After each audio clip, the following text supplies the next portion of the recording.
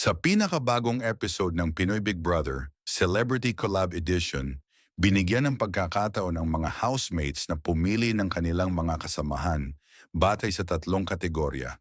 Nagpapakatotoo, mga housemates na itinuturing nilang totoo at tapat sa kanilang sarili at sa iba. Or green flag, kulang sa pagpapakatotoo, mga housemates na sa tingin nila ay may kakulangan sa pagiging tapat o hindi lubos na nagpapakita ng kanilang tunay na pagkatao. Or yellow flag, hindi nagpapakatotoo, mga housemates na itinuturing nilang hindi nagpapakatotoo o nagpapakita ng hindi tunay na ugali. Or red flag,